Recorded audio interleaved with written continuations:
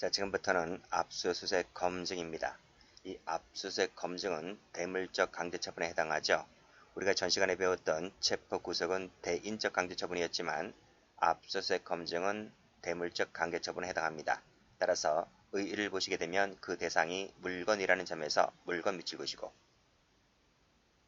자, 종류에는요, 형사법에서 배우는 대물적 강제처분에는 압수, 수색, 검증이 있고, 통비법에 가면 통신제한조치가 있습니다.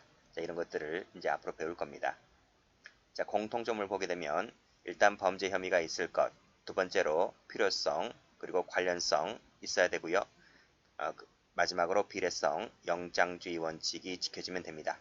여기서 볼 것은 이 동그라미 1번인데 우리 대인적 강제처분은 신체를 체포, 구속하는 것이기 때문에 인권침해 소지가 높잖아요. 그래서 그 혐의점은 객관적 혐의를 요한다고 했잖아요. 그런데 압수수색 검증은 체포, 구속보다는 인권침해 소지가 낮습니다. 그래서 객관적 혐의를 요하는 것이 아니라 최초 혐의, 단순 혐의로도 족하다. 이렇게 보는 것이 다수설이다. 이렇게 정리하시면 되겠습니다. 자, 됐고. 자, 그러면 다음 페이지 가서 압수수색을 보도록 합니다. 자, 여기서 압수에는 종류가 여러 가지가 있죠. 압류라는 것이 있고 영치라는 것이 있고 제출명령이 있습니다. 읽어보시면 됩니다. 자, 그런데 제출명령을 가보면 제출명령은 법원이 하는 겁니다. 따라서 수사기관 밑줄 그으시고 X. 자, 됐습니다. 수색이라고 하는 것은 뒤지는 것이기 때문에 발견을 목적으로 자, 여러 가지 장소에서 또는 신체 등에서 행해지는 강제처분을 말한다 라고 보고 있습니다. 자, 됐고요. 자, 압수 대상 가볼까요? 자, 법조문입니다. 법원 또는 수사기관은 필요한 때에는 자, 사건과 관계가 있다고 인정할 것에 한정하여 증거물 그리고 몰수할 것으로 사료되는 물건을 압수할 수 있다 했는데 몰수할 수 있을 것으로 사료되는 물건이 밑에 나와 있죠. 이것을 몰수물이라고 합니다. 자, 그래서 다시 한번 압수물은 증거물이나 몰수물 등을 압수할 수 있다고 되어 있고 특별 규정이 있을 때는 예외로 한다고 되어 있습니다. 증거물이 뭐고 몰수물이 뭔지는 읽어보시면 됩니다. 자, 다음 페이지 가보죠. 자, 우체물 한번 가봅니다. 자, 법원 또는 수사기관은 역시 필요한 때에는 자, 사건과 관계 있다고 인정할 수 있는 것에 한정해서 밑에 보시면 자, 제출을 명하거나 압수할 수 있다고 되어 있죠. 역시 우체물 역시 마찬가지로 관련성 적시하고 있습니다. 앞 페이지 가보시게 되면 여기서도 사건 관련성을 적시하고 있고요.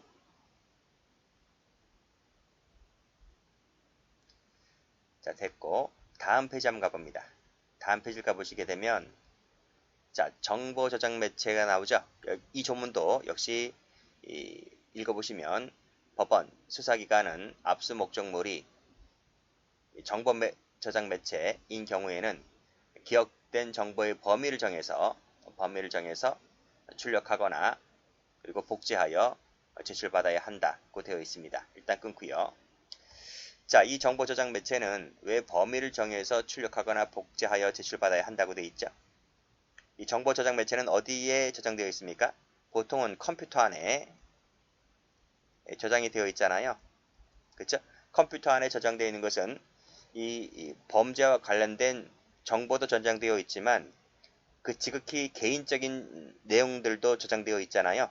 그렇기 때문에 그 컴퓨터 내장되어 있는 정보를 통째로 들고 가는 것이 아니라 범위를 정해서 즉 사건과 관련되어 있는 정보만 출력을 해서 또는 복제해서 가져가야 되는 겁니다. 예를 들면 내가 절도라는 죄를 저질렀으면 절도와 관련된 정보만 빼가야 되는 것이지 절도가 아닌 다른 정보를 빼가면 안 된다는 거예요. 그렇죠? 그런 내용을 얘기해 주고 있는 것입니다. 다만 예외가 있습니다. 범위를 정한다는 것이 불가능하거나 그렇죠? 또는 목적 달성에 현재 곤란하다고 인정할 때는 정보 저장 매체를 압수할 수 있다. 그 말은 뭐다? 통째로 정보 저장 매체 자체를 가져갈 수 있다는 예외 정을 두고 있습니다. 자, 됐고 밑에 사항은 됐고 자, 그리고 밑에 수색 대상 나와 있죠? 여기도 마찬가지로 법원 수사기관은 필요하다면 역시 사건과 관련되어 있는, 그쵸? 관련성 적시하고 있습니다. 그것에 한정해서 피의자나 피고인의 신체나 주거 등 그 밖의 장소를 수색할 수 있다고 되어 있고, 자, 피고인, 피의자가 아닌 자가 누구죠? 제3자죠. 제3자 같은 경우에는 자, 신체나 물건, 주거, 기타 장소에 압수할 물건이 있음을 인정했을 때 한해서 수색이 가능하다. 그런 얘기죠. 즉, 증거물이 제3자라고 하면 예를 들면 친구 집에 있다 라고 하면 친구 집을 수색해야 되잖아요. 그러면 그 친구가 그래요, 우리 집에 그 물건 있어요 라고 인정할 때 수색할 수 있다. 이런 내용이겠죠. 자, 됐습니다. 자, 그러면 다시 올라가서 이제 판례를 보도록 합니다. 자, 우체물 어디서 한번 배운 적이 있는데요. 자, 밑에 판례. 어디서 배웠나요? 이 판례? 우체물 통관 절차에서 이루어지는 우체물의 개봉, 시료 채취, 성분 분석 등의 검사. 우리 앞에서 수사할 때 배웠잖아요. 임의수사할 때. 이것은 강제수사가 아니라 임의수사이기 때문에 영장이 필요하다, 필요하지 않다, 필요하지 않다라고 말씀드렸습니다. 그래서 강제처분이 아니다. 그래서 빨간 펜으로 영장 없이 동그라미. 개봉, 시료 채취 등이 이루어졌다 하더라도 위법은 아니다는 것이 판례입니다. 자, 비교되는 판례 나옵니다. 여기서 똑같아요. 똑같이 통관 검사 절차에서 이루어지는 물품의 개봉, 시료 채취, 성분 분석 등의 검사는 역시 강제 처분이 아니기 때문에, 그쵸? 빨간 펜으로 영장 없이 행해졌다 하더라도 위법은 아니다 고 했습니다. 똑같죠, 여기까지는? 자, 그런데 자, 그 다음도 시험 나옵니다. 이 마약 있잖아요, 마약. 요 마약류 불법 거래에는 물론 마약류 불법 거래 방지에 관한 특별법 조항이 있지만 이 마약류 불법 관련된 조치의 일환으로서 행해지는 이 특정한 수출입 물품을 개봉하여 검사하고 뜯어서 검사하고 그리고 그 마약이 있다면 그 내용물의 점유를 취득하겠죠. 그쵸? 그 내용물의 점유를 취득하는 것은 이것은 강제처분이라는 겁니다. 강제처분이기 때문에 여기서 적어보세요. 강제처분이다. 강제수사다. 강제처분 이렇게 적을게요. 처분이기 때문에 뭐가 필요하다? 그렇죠. 영장이 필요하다. 영장 동그라미 치시면 돼요. 그래서 앞에 판례와 밑에 판례를 비교하시면 됩니다. 자, 그러면 앞에 판례는 이 부분입니다. 색깔 칠하시고 여기 색깔 칠하시고 이거는 뭐다? 영장이 필요가 없지만 이 부분 마약류 불법 거래 관련해서 개봉검사 그리고 내용물 취득은 강제처분이기 때문에 영장이 반드시 필요하다. 이렇게 구별해서 정리를 해두시고 무수히 출제가 많이 되었던 판례입니다. 자, 됐고요. 자, 다음 페이지 가볼까요? 자, 출판물 앞서 나와 있죠? 이 판례도 보도록 합니다. 출판에 대한 사전 검열은 헌법상 금지되어 있죠? 헌법에 명시되어 있습니다. 자, 이 사전 검열은 뭐죠? 누가 합니까? 사법부가 합니까? 누가 합니까? 검사가 합니까? 사법부도 하는 게 아니고 검사도 하는 게 아니잖아요. 이건 행정관청이 합니다. 행정부가 한다고요. 행정관청이 하기 때문에 이것은 땡땡 행정처분인 거죠. 그쵸? 자, 밑에 보시면 출판 내용이 형벌법규에 저촉되어서 혐의가 있을 때에 그 증거물 등을 압수하는 것은 여기서 압수 동그라미 끄집어냅니다. 이 압수는 지금 법규에 저촉되어서 지금 혐의가 있어서 압수는 누가 합니까? 여기서 수사관이 하잖아요. 그렇죠? 이것은 강제수사라고 볼 수가 있겠죠? 강제수사는 영장이 필요합니까? 필요하지 않습니까? 법원에 영장이 필요하잖아요. 그쵸? 영장이 필요합니다. 자, 그러면 법원에 영장이 필요하다 했기 때문에 법원의 영장이 필요하다 했기 때문에 법원은 사법처분이잖아요. 사법부에서 하는 거잖아요. 그렇죠? 행정처분과는 다르죠. 그렇죠? 사법처분인 겁니다. 따라서 법원이 하는 거라서 검열이라고 볼 수 있어요? 검열이 아니잖아요. 검열은 행정부에서 한다 했잖아요. 검열이 아니다. 검열이 아니기 때문에 아니지만 but 행정관청이 하는 검열은 아니지만 효과가 검열과 비슷한 효과가 나오죠.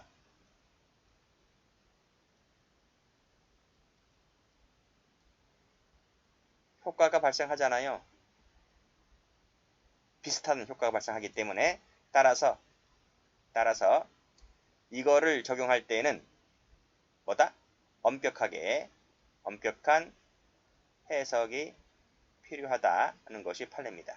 자, 읽어볼게요. 자, 이 압수는 행정처분이 아니라고요. 행정처분이 아니기 때문에 그렇지만 밑에 출판 직전에 그 내용을 문제 삼아서 압수를 하는 것은 사전 검열과 비슷한 효과가 있기 때문에 이것은 그 요건을 적용할 때에 엄격히 해야 한다는 것이 판례입니다. 라는 것을 정리를 해두시고 여기까지입니다. 여기까지가 출제가 잘 돼요. 즉 밑에보다는 압수는 행정적인 규제로서의 사전 검열과 같다 하면 틀려요. 여기까지가 출제가 많이 되었어요. 됐고 그 다음에 밑에 정보저장 매체 압수 말씀드렸고 그리고 범위를 정해서 출력을 정한다는 부분 여기를 색깔을 칠하는데 요 관련된 판례가 뒤에 넘겨가면 나올 거예요. 판례가 많이 나올 겁니다. 그래서 이 부분은 따로 빼어서 뒤에서 설명드립니다. 됐고 그리고 밑에 보시면 여기 사건 관련성 나와 있죠.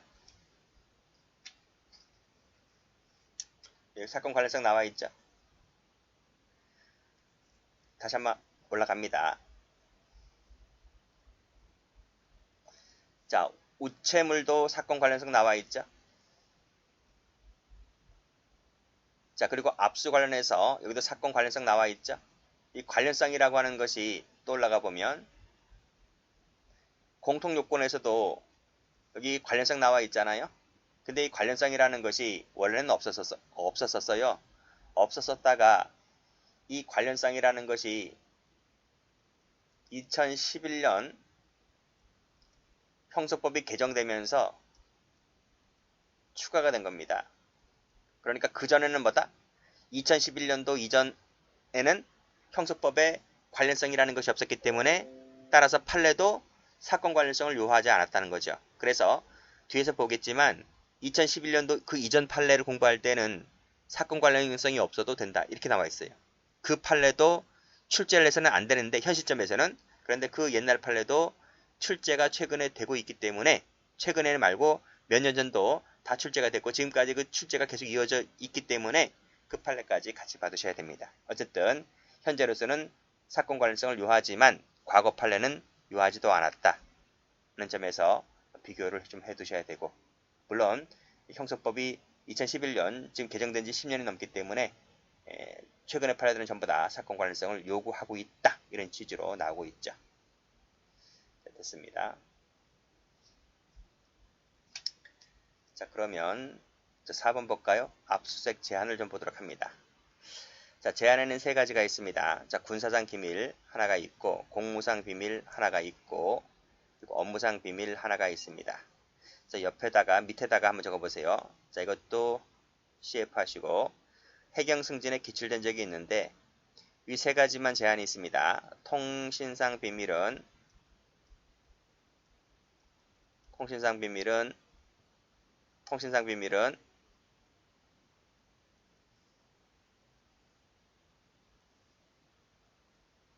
X 압수수색 제한에 들어오지 않는다는 것 기억을 해두시고 승진 시험에 기출된 적이 있기 때문에 말씀드립니다. 자, 그러면 관련된 법조문 가봅니다. 자, 군사상 기밀을 요하는 장소는 책임자의 승낙이 없이는 압수수색이 안 된다는 거죠. 승낙이 있으면 된다는 것이고 전항의 책임자는 국가에 증대한 이익을 해치는 경우를 제외하고는 승낙을 거부하지 못한다는 말은 국가에 중대한 이익을 해칠 때에는 거부할 수 있다는 취지가 되겠죠.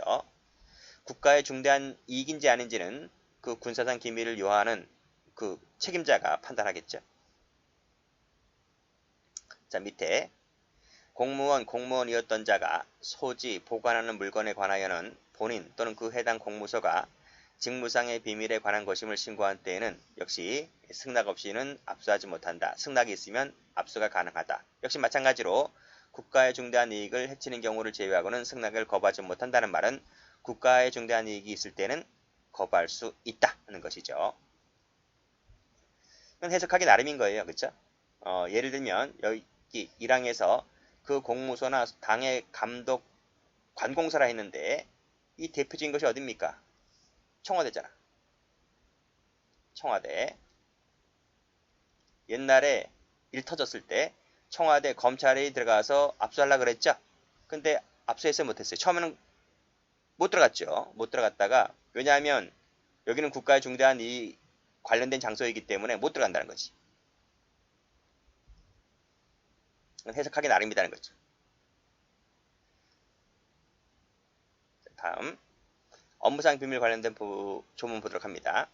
변호사, 변리사, 공증인, 회계사, 세무사, 대사업자, 의사 관련된 사례가 많죠?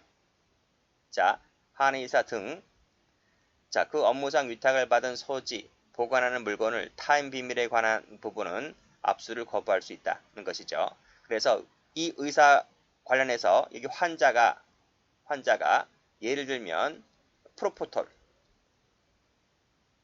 요즘 TV 많이 나오죠?